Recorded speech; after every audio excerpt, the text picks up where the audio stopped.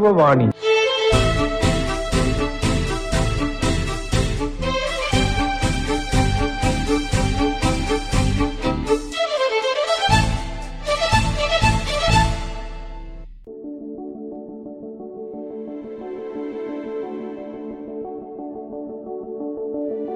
കേരളം മുതൽ കശ്മീർ വരെ ഹിച്ച് ഹൈക്കിങ്ങിലൂടെ യാത്ര നടത്തുകയും അതേക്കുറിച്ച് പുസ്തകം എഴുതുകയും ചെയ്ത ഹിച്ച് ഹൈക്കർ എഡ്വിൻ എന്നറിയപ്പെടുന്ന അനഘ് പ്രസാദിന്റെ വിശേഷങ്ങൾ കഴിഞ്ഞ യുവവാണിയിൽ കേട്ടുകാണുമല്ലോ. ആ പരിപാടിയുടെ തുടർഭാഗമാണിന്ന്. എല്ലാവർക്കും യുവവാണിയിലേക്ക് സ്വാഗതം.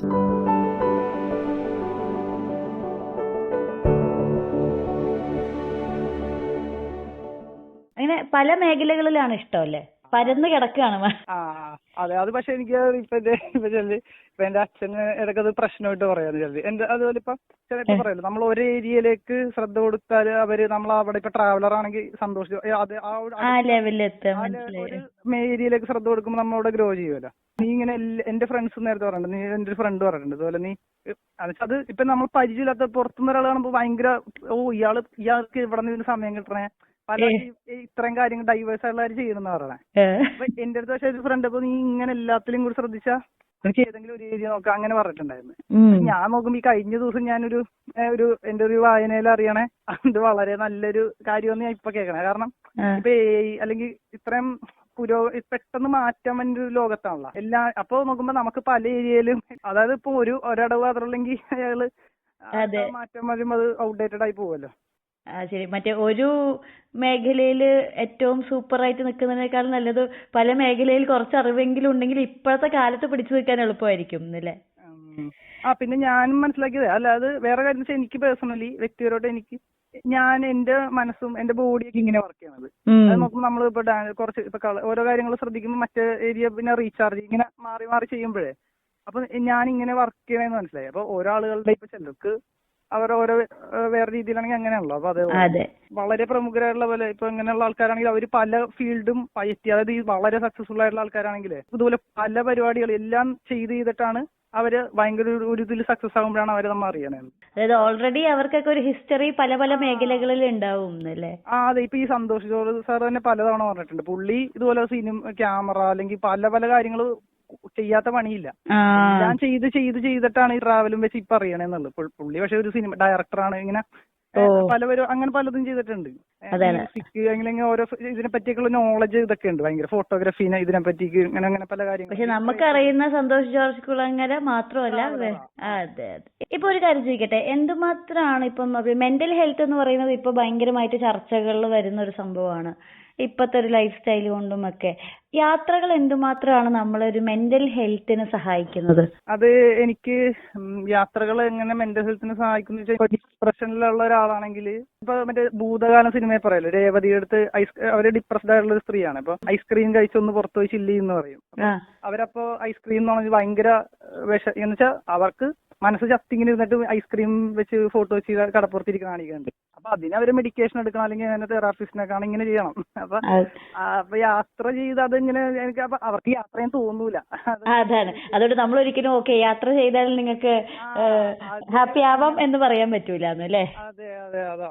എന്നാ ഇപ്പൊ ചിലരിപ്പോ വേറെ ഇപ്പൊ മൂഡ് വേറെ ചിലപ്പോ ഇത്തിരി വേറെ മൂഡിലാണ്, ദേഷ്യത്തിലാണ്, വിഷമത്തിലൊക്കെ ആണെങ്കിൽ ചിലപ്പോ ഒന്ന് പുറത്ത് റിലാക്സ് ചെയ്യുമ്പോൾ മാറുകയൊക്കെ ചെയ്യല്ലോ. അത് വേറൊരു കാര്യമാണ്. മനസ്സിലായി. നമുക്കൊരു സ്ഥിരം റുട്ടീൻ അല്ലെങ്കിൽ ഒരു മടുപ്പിക്കുന്ന ഒരു ലൈഫ് സ്റ്റൈലിൽ നിന്ന് ഒരു മാറ്റം യാത്രകൾക്ക് നൽകാനാവും. യാത്രകള് പിന്നെ തീർച്ചയായിട്ടും നമ്മുടെ ഈ പെർസ്പെക്റ്റീവ് മാറ്റൂട്ടോ ഭയങ്കരമായിട്ട്. നമ്മുടെ ഈ കാഴ്ചപ്പാടുകളും നമ്മുടെ ഈ ഇടുങ്ങിയ ചിന്താഗതി ഇങ്ങനത്തെ കാര്യങ്ങളൊക്കെ. പിന്നെ ഇപ്പൊ പ്രത്യേകിച്ച് ഇപ്പൊ നമ്മൾ ഭയങ്കര ഈ ഇപ്പൊ ഇതുപോലെ ന്യൂസ്, ഈ ഡിജിറ്റൽ വേൾഡിൽ നിന്നൊക്കെയുള്ള വാർത്തകളൊക്കെ കിട്ടുമല്ലോ. അപ്പൊ നമ്മൾ ഒരു സ്ഥലത്തിനെ പറ്റി, ഒരു ദേശത്തിനെ പറ്റി ഇവിടെ ഉള്ളവർ ഇങ്ങനെയാണ് ഭയങ്കര ഒരു മുൻവിധികളോടെ പ്രജുഡിസ്ഡ് ആയിട്ടുള്ള ധാരണകൾ വരാൻ സാധ്യതയുണ്ട്. പക്ഷെ യാത്രകൾ തീർച്ചയായിട്ടും അങ്ങനത്തെ കാര്യങ്ങൾ മാറ്റുന്നുള്ളതിൽ സംശയമില്ല. അപ്പൊ ഇപ്പൊ നമ്മൾ യാത്രകളെ കുറിച്ചിട്ട് പറഞ്ഞു.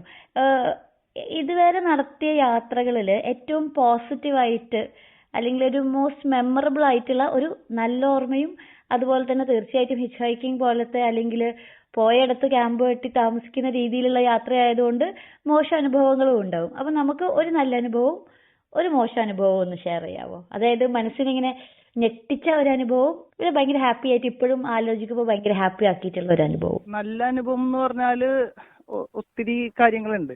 നല്ല അനുഭവം എന്ന് പറയുമ്പോൾ ഈ യാത്രയിലുടനീളം കണ്ട അങ്ങനത്തെ മനുഷ്യരും അങ്ങനത്തെ കഥകളൊക്കെ തന്നെയാണ്. ഞാന് നല്ല അനുഭവം എന്ന് വെച്ചാൽ ഇപ്പൊ ഒരാള് മറ്റേ ഔറംഗാബാദൊക്കെ എത്തിയിപ്പേ ഞാനൊരു കുറെ ആളുകൾ നോക്കുമ്പോ നമ്മളെ ഈ ഭയങ്കര പൊടിയൊക്കെ ഉള്ള ഒരു ടൗൺ. അപ്പൊ ഞാൻ ഉച്ചക്ക് അവിടെ കൂടി നടന്നു പോകുമ്പോ ആളുകൾ ഇങ്ങനെ ഒരു പാർട്ടി ഓഫീസാണ്. കുറച്ചു പേര് ചെന്നപ്പോ ഇവര് ഇങ്ങനെ ഭയങ്കര അവിടെ ഇതുപോലെ കുറെ പാർട്ടിയുടെ ആൾക്കാരൊക്കെ ഉണ്ട്. അവരപ്പോ നമ്മള് കൈ കാണിച്ച് ഇങ്ങോട്ട് വിളിച്ച്. അപ്പൊ ഞാൻ വിചാരിച്ചു ആദ്യം നമ്മൾ എന്തോ പ്രശ്നമാണെന്ന് വിചാരിക്കണേ. ആൾക്കൂട്ട മർദ്ദനത്തിനെ പറ്റി നമ്മളെപ്പോഴും കേൾക്കുമല്ലോ. നമ്മളെ ഈ ബാഗ് ഇതും വെച്ച് നമുക്ക് ഓടാനും പറ്റില്ല അതല്ലേ. അപ്പൊ നമ്മൾ അവരിങ്ങനെ ഇതറാന്ന് പറഞ്ഞിട്ട് വിളിക്കുമ്പോൾ നമ്മ തിരിച്ച് അവിടെ അങ്ങോട്ട് ചെന്ന് അപ്പൊ അവര് നോക്കുമ്പോ അകത്തേക്ക് ഈ പാർട്ടിയുടെ ഒരു വലിയ പോസ്റ്റിലുള്ള ഒരാൾ ഇരിക്കുന്നുണ്ട്. ആളപ്പോ എനിക്ക് തോന്നുന്നു ജില്ല ആ ഒരു ലെവലിലൊക്കെ തന്നെയുള്ള ഒരാളാണ്. അവര് അകത്തേക്ക് വിളിച്ചിട്ട് നോക്കുമ്പോൾ അവർ ഈ എന്റെ ബാഗിൽ ഈ ബോർഡ് ഉണ്ടല്ലോ കേരള ടു കാശ്മീർ. അപ്പൊ ഇത് കണ്ടപ്പോ ഞാനപ്പോ ഇതുവരെ ഭയങ്കര ഒരു ടെൻഷനാണ്. അതൊരു എന്താ സംഭവം എന്നറിയില്ല നമുക്ക്, എന്തിനാണ് ഇവര്. അപ്പൊ അവര് പെട്ടെന്ന് നോക്കുമ്പോ കാര്യങ്ങൾ മാറണം. നോക്കുമ്പോ ഇയാൾ പെട്ടെന്ന് ഭയങ്കരമായിട്ട് ഇങ്ങനെ ഇവര് സപ്പോർട്ടീവായിട്ട് ഇങ്ങനെ സംസാരിക്കുകയും അവര് അതിനെ ഇപ്പൊ ഒന്ന് ഫോട്ടോ എടുക്കണം. പിന്നെ അവര് നോക്കുമ്പോ ഇങ്ങനെ പൈസ ഇങ്ങനെ നിങ്ങൾ യാത്രയാണല്ലേ പൈസ വേണ്ടത് ഇതുപോലെ അവര് നോക്കുമ്പോ ഭണ്ഡാരത്തിലൊക്കെ ഇടുമല്ലോ, അല്ലെങ്കിൽ വിഗ്രഹത്തിലൊക്കെ പൈസ പോലെ ഒരു തലവഴി ഇങ്ങനെ പൈസ ഇങ്ങനെ ഇടണം. ഓരോരുത്തരായിട്ട് ഇങ്ങനെ ഇടാൻ തുടങ്ങി. അവര് ഇപ്പൊ നമുക്ക് നോക്കുമ്പോ പൈസ ഇങ്ങനെ വന്നിരിക്കും. നോക്കുമ്പോ ആൾക്കാർ വന്നിട്ട് കയ്യിൽ പൈസ ഇല്ലാത്തവർ നോക്കുമ്പോ ഗൂഗിൾ പേ നമ്പർ വെച്ചിട്ട് അപ്പൊ അതൊരു നല്ല അനുഭവം എന്ന് വെച്ചാൽ അത് കൾച്ചറൽ ഷോക്ക് എന്ന് പറയുമല്ലോ, അങ്ങനെ ഉണ്ടായി. അതായത് നമ്മള് പ്രതീക്ഷിക്കാതെ ഇവിടെ നമ്മുടെ ധാരണ വേറെയായിരുന്നു. അതായത് ഇവിടെ ആകെ സീനാണ്, ഇവിടെ ഉള്ള ഒരു പ്രശ്നമായിരിക്കും ഇങ്ങനെ വിചാരിച്ചേ. അപ്പൊ അങ്ങനെ അത് എപ്പോഴാണ് നോക്കുമ്പോ നമ്മള് ഒരു മുൻധാരണയൊക്കെ അങ്ങനെ പൊളിയാനായിരുന്നു പെട്ടെന്ന്. പിന്നെ മോശം അനുഭവം ഇതുപോലെ ഇതിന്റെ ഒപ്പം തന്നെ ഇതുപോലെ മരിക്കാൻ പോയിട്ടുണ്ട്, അല്ലെങ്കിൽ വെള്ളത്തിൽ ഒഴുക്കിപ്പെട്ടിട്ടുണ്ട്. പിന്നെ ഫോൺ മോഷണം പോയി പലതവണ. പിന്നെ ഇതുപോലെ അസുഖങ്ങൾ ഈ യാത്രയുടെ ഒപ്പം തന്നെ ഇതിന്റെ ഇതിൽ തന്നെ ചില സമയത്ത് നമ്മൾക്ക് പിന്നെ ഒരു ഹോം സിക്നെസ്സും രോഗങ്ങള് അതൊക്കെ ഇതിന്റെ ഭാഗമായിരുന്നു. അപ്പൊ ഈ മെയിനായിട്ട് ഈ ഫുഡ് പോയിസണും കാര്യങ്ങളൊക്കെ വന്നായിരുന്നു. അപ്പൊ അതൊക്കെ മെന്റലി ഒന്ന് ഡൗൺ ആക്കും. എന്നാലും പൂർവാധികം ശക്തിയോടെ റീചാർജ് ചെയ്ത് യാത്ര തുടരുന്നില്ലേ? അതെ. ഇപ്പോ ഈ ചെയ്ത യാത്രകളിലൊക്കെ ബാക്ക് പാക്ക് ആണ് ഒരു മെയിൻ താരം എന്ന് പറയുന്നത്. എന്തൊക്കെയാണ് പാക്ക് ചെയ്ത് കൊണ്ടുപോകാറ്? ബാക്ക് പാക്കിൽ ഇപ്പൊ നമ്മൾ ഇൻസ്റ്റയിലൊക്കെ കാണുമല്ലോ വാട്ട്സ് ഇൻ യുവർ ബാഗ്, അതുപോലത്തെ ഒരു ചോദ്യമായിട്ട് കൂട്ടിക്കോ.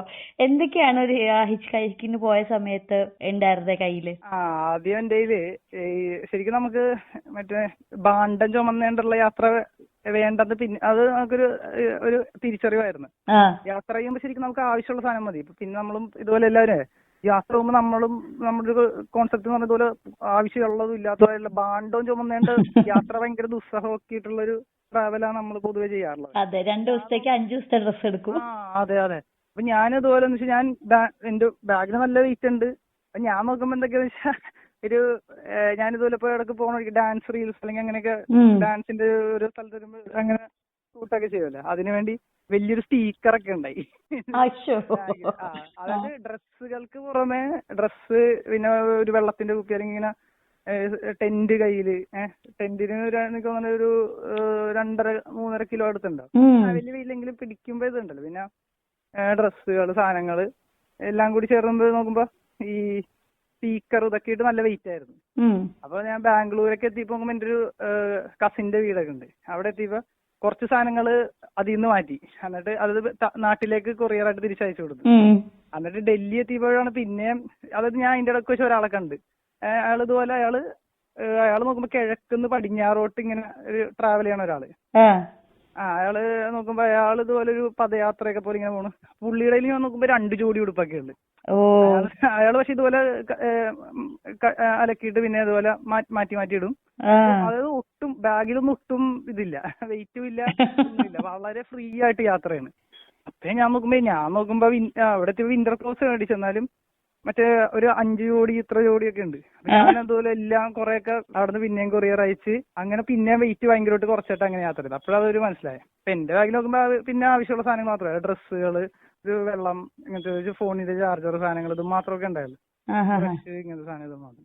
അങ്ങനെ. ഇപ്പൊ നമ്മളിപ്പോ നേരത്തെ ഒരു മോസ്റ്റ് മെമ്മറബിൾ കാര്യം എന്താന്ന് ചോദിച്ചപ്പോ പറഞ്ഞു ഈ ബാക്ക് പാക്കിന്റെ ഒപ്പം തന്നെ ഈ കേരള ലൈക്ക് ആ യാത്രയെ കുറിച്ചിട്ടുള്ള ഡീറ്റെയിൽസ് വെച്ചിട്ടുള്ള ഒരു ബോർഡും വെച്ചിട്ടുണ്ടായിരുന്നല്ലോ.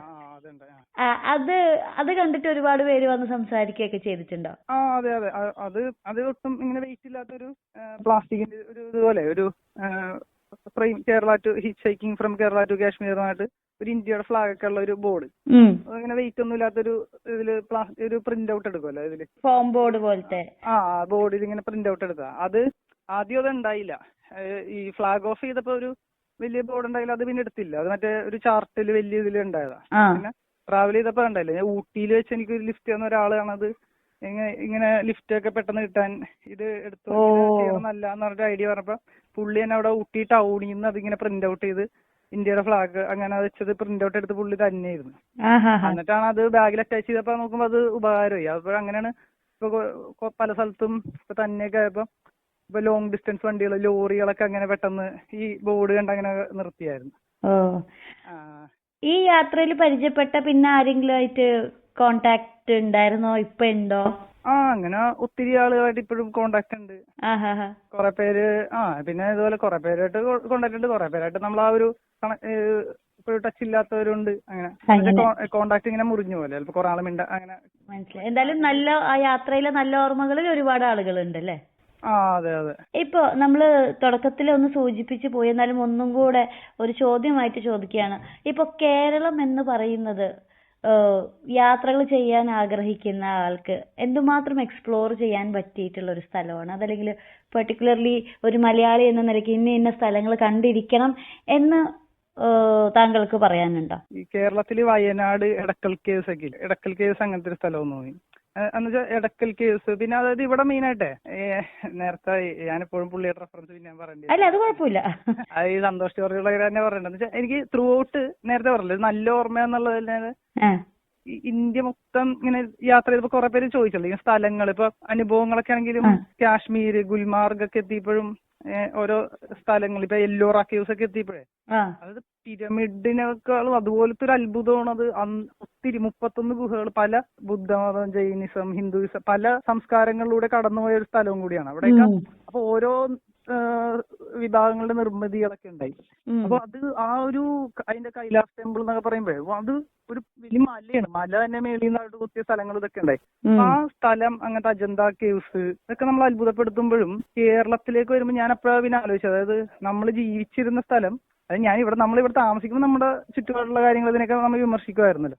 അപ്പോഴും നമ്മൾ ജീവിക്കുന്ന സ്ഥലമായിരുന്നു ഏറ്റവും വലിയ സ്വർഗം എന്ന് എനിക്ക് അപ്പോഴാണ് തോന്നി. അതായത് നമ്മൾ ജീവിക്കണ മലയാളികൾ പ്രീമിയർ സബ്സ്ക്രിപ്ഷനിലാന്ന് തോന്നി. അതായത് നമ്മുടെ ഇവിടുത്തെ വെള്ളം, ഇവിടുത്തെ പച്ചപ്പ്, ഈ നമ്മുടെ ജീവിത നിലവാരം, ഹെൽത്ത് ഒക്കെ. അതായത് ഇപ്പൊ അങ്ങോട്ടൊക്കെ പോകുമ്പോൾ നോർത്ത് ഈസ്റ്റ് ഒട്ടും ഈ ഡെവലപ്ഡ് അല്ലാത്ത, പിന്നെ എഡ്യൂക്കേഷൻ ഒക്കെ സ്ഥലങ്ങളിൽ പോകുമ്പോൾ നമ്മളിപ്പോ പനി വന്നാലെങ്കിൽ ജനറൽ ഹോസ്പിറ്റലിലേക്ക് ഇവിടുത്തെ എന്തോരം ഡെവലപ്ഡ് ആണ്. അവിടെയുള്ളവർക്ക് അത് അറിയില്ല, അങ്ങനത്തെ കാര്യങ്ങൾ, അത് അവകാശം എന്നുള്ള ധാരണ പോലും അവർക്കില്ല. പിന്നെ നമ്മളിപ്പോ അവിടെയുള്ള ഭയങ്കര കാണുമ്പോ തന്നെ പെട്ടെന്ന് തന്നെ അവരും മതവും ജാതിയൊക്കെ ചോദിക്കുന്ന സ്ഥലങ്ങളൊക്കെ ഉണ്ട്. അപ്പൊ ഒട്ടും പ്രോഗ്രസ് അല്ലാത്ത അങ്ങനത്തെ, അവർക്കപ്പൊ അതിനെപ്പറ്റി ഒന്നും അറിവില്ല. അവരെയൊക്കെ എന്തോരം പൊളിറ്റിക്കലി ഇത് മുതലെടുക്കുന്നുണ്ട് എന്നുള്ളതൊക്കെ. അപ്പം മലയാളികൾക്ക് പിന്നെ ആ ഒരു ബുദ്ധിയെങ്കിലും ഉണ്ട് എന്നുള്ളൊരു ധാരണ ഉണ്ടല്ലോ. അതായത് പരസ്പരം അങ്ങോട്ടും ഇങ്ങോട്ടും കള്ളം പറയാണെങ്കിൽ ചിരിക്കാനെങ്കിലും ഉള്ളൊരു ഇതുണ്ട്. അങ്ങനെ പറയരുത് എന്നുള്ളൊരു ഇതുണ്ടല്ലോ. അപ്പൊ മാത്രമല്ല അപ്പൊ പിന്നെ നേരത്തെ ഞാൻ പറഞ്ഞ സന്തോഷ് സാർ പറഞ്ഞുള്ള പോലെ ഇവിടെ ഇങ്ങനെ അതായത് ഈ കേരളത്തിലെടുത്ത് ഇങ്ങനെ ബ്ലെസ്ഡ് ആയിട്ടുള്ള ഒരു ബൈക്കൊക്കെയാണ്, ജിയോഗ്രഫിയൊക്കെയാണ്. അപ്പോഴും ഇവിടെ ഇനിയും മെച്ചപ്പെടാൻ കുറെ ഉണ്ട്. ഇവിടെ ഇനിയും അടിപൊളിയാക്കാം.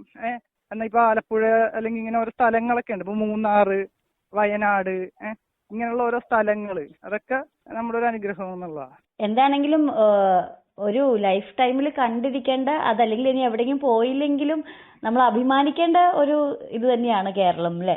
ഇപ്പൊ എന്തുമാത്രമാണ് ഒരു ലൈക്ക് ഫാമിലിയുടെ ഒരു സപ്പോർട്ട് ഉണ്ടായിട്ടുള്ളത്? കാരണം നമുക്ക് പലപ്പോഴും അറിയാം, പഠിക്കുന്ന സമയത്തൊക്കെ നമ്മൾ ഡാൻസൊന്നും അല്ലെങ്കിൽ യാത്രകളൊന്നും ഒക്കെ പറഞ്ഞു പോകുമ്പോൾ, അതല്ലെങ്കിൽ ഇപ്പോൾ ഒരു ജോലി ചെയ്ത് കുടുംബമായിട്ടൊക്കെ സെറ്റിൽ ചെയ്ത് നമ്മളെന്താ പറയാ ഒരു നാട്ടു നടപ്പ് രീതിയിലൊക്കെ നോക്കുകയാണെങ്കിൽ വളരെ വ്യത്യസ്തരായിട്ടാണ് ഇപ്പൊ എഡ്വിൻ ജീവിച്ചു പോകുന്നത്.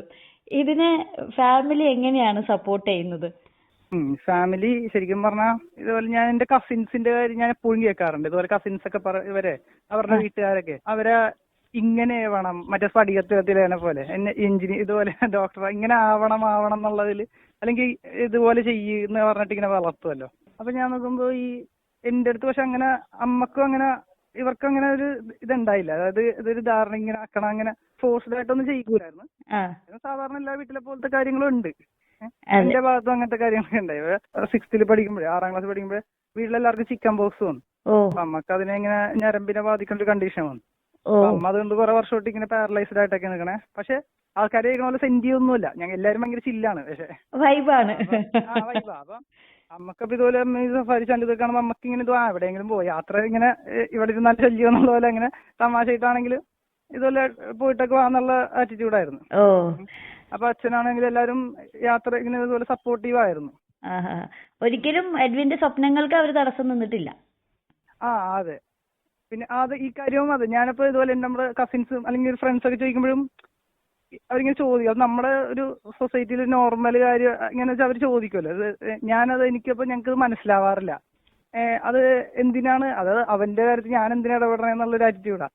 അപ്പൊ എന്തിനാണ് തടസ്സം നിക്കണം, അങ്ങനെ ചോദിക്കണം തന്നെ ഇതല്ലേ എന്ന് ചോദിക്കും. അപ്പോ ഇനിയിപ്പോ ഒരുപാട് യാത്രാ വിശേഷങ്ങളും കാര്യങ്ങളും ഒക്കെ പറഞ്ഞു. എന്താണ് ഇനിയുള്ള സ്വപ്നങ്ങൾ? ഒരു എഴുത്തുകാരൻ എന്ന നിലയ്ക്കാണോ, അല്ലെങ്കിൽ ഒരു ട്രാവലർ എന്ന നിലയ്ക്കാണോ, സംവിധായകൻ എന്നുള്ള നിലയ്ക്കാണോ? എങ്ങനെയാണ് നമ്മൾ ഇനി എഡ്വിനെ കൂടുതൽ കാണാൻ പോകുന്നത്? അല്ലെങ്കിൽ ഇപ്പോഴത്തെ പോലെ എല്ലാ മേഖലയിലും ഒരുമിച്ച് തിളങ്ങാനാണോ? എന്താണ് ഇന്ദുചൂടന്റെ ഫ്യൂച്ചർ പ്ലാൻസ്? അത് ആക്ച്വലി ഇപ്പൊ പറയാനായിട്ട് കൃത്യമായിട്ട് അറിയില്ല. എന്നാലും ഇപ്പൊ എന്ന് വെച്ചാൽ ഇനി ഒരു നോർത്ത് ഈസ്റ്റിനെ ഒരു ഹിച്ച് ഹൈക്കിങ്ങിന്റെ പ്ലാൻ ഉണ്ട്. അപ്പൊ അതിന് ഇപ്രാവശ്യം സ്പോൺസർഷിപ്പ് ഒക്കെ വന്നിട്ടുണ്ട്. പിന്നെ അതിന്റെ ഒപ്പം ഇപ്പൊ ഒരു ഫിലിമിൽ വർക്ക് ചെയ്യണ്ട. അപ്പൊ അത് കഴിഞ്ഞിട്ടേ പോകാൻ പറ്റുള്ളൂ. അത് ആ യാത്ര കഴിഞ്ഞിട്ട് വേണം പിന്നെ അടുത്ത എഴുത്തും അങ്ങനെ കാര്യം. ഹിച്ച് ഹൈക്കിങ്ങിന്റെ കാര്യം പറഞ്ഞതുപോലെ തന്നെ അടുത്ത നിമിഷം എന്താണ് എന്നറിയാത്ത രീതിയിലാണ് സ്വപ്നങ്ങളും അല്ലേ? അല്ല, അതായത് ഈ എല്ലാ ഒരേ സമയം ഇതുപോലെ ഇപ്പൊ അടുത്ത ട്രാവലിംഗിന്റെ പ്ലാനും ഇപ്പൊ ഈ ഫിലിമിന്റെ വർക്ക് പിന്നെ എല്ലാം കൂടി ഒരുമിച്ച് സംഭവിക്കുന്നുണ്ട് ഇപ്പൊ. അപ്പൊ അങ്ങനെ അതിന്റെ ഒരു ഇതുണ്ട്. അപ്പൊ എന്താണെങ്കിലും വളരെ സന്തോഷം Anagh, like officially Anagh and അറിയപ്പെടുന്നതിൽ ഹിച്ച് ഹൈക്കർ എഡ്വിൻ സംസാരിക്കാൻ സാധിച്ചതിൽ. ഇനിയും ഒരുപാട് യാത്രകൾ ചെയ്യാൻ പറ്റട്ടെ. ഒരുപാട് പേർക്ക് ഒരു പ്രചോദനമായിട്ട് മാറട്ടെ താങ്കളുടെ യാത്രകൾ. Thank you so much.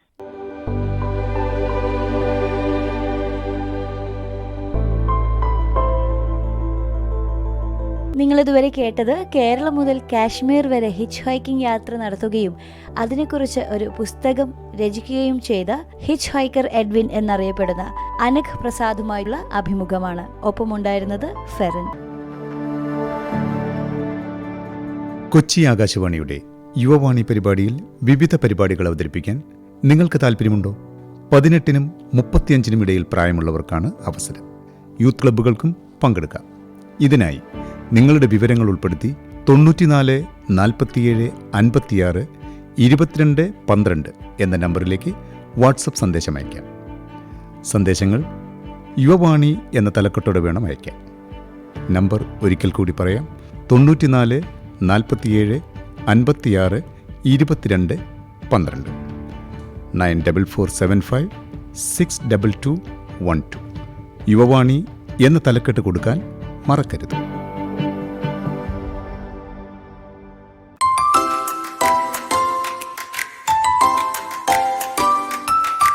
ഇന്നത്തെ യുവവാണി ഇവിടെ സമാപിക്കുന്നു. നിർവഹണം റിയ. യുവവാണി സമാപിക്കുന്നു.